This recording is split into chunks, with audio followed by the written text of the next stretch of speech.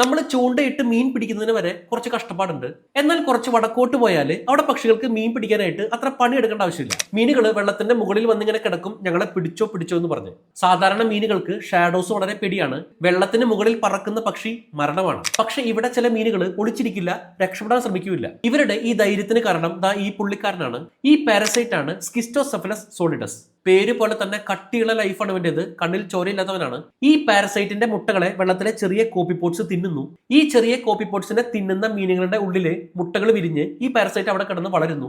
എന്നാൽ സാധാരണ വളർച്ചയൊന്നുമല്ല. ചിലപ്പോഴൊക്കെ മീനിന്റെ ഉള്ളിലുള്ള അവയവങ്ങളെക്കാൾ വലുപ്പത്തിൽ ഇത് വളരും. ഇത് മീനുകളുടെ സ്ട്രെസ് ഹോർമോണുകളെ ബാധിക്കുന്നു. ഫിഷിന്റെ ബ്രെയിൻ വർക്കിംഗ് ആണെങ്കിലും ഇവയ്ക്ക് പക്ഷികളെ കാണാമെങ്കിലും ഇവയുടെ പേടി ഇല്ലാതാക്കുന്നു ഈ പാരസൈറ്റ്.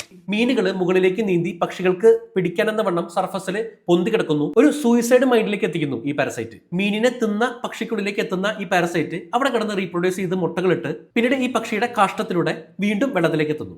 ഈ മുട്ടകളെ വീണ്ടും കോപ്പിപോട്സ് പോലുള്ളവ തിന്നുന്നു. ഈ സൈക്കിള് റിപ്പീറ്റ് ആകുന്നു. ചില വെള്ളത്തിലൊക്കെ പകുതിയോളം മീനുകളെ ഇത് ബാധിച്ചിട്ടുണ്ടാവും. പക്ഷികൾക്ക് മീൻ പിടിക്കാനായിട്ട് പണിയെ എടുക്കണ്ട, സൗകര്യത്തിന് വന്ന് ഇഷ്ടമുള്ളതിനെ തിരഞ്ഞെടുക്കാം.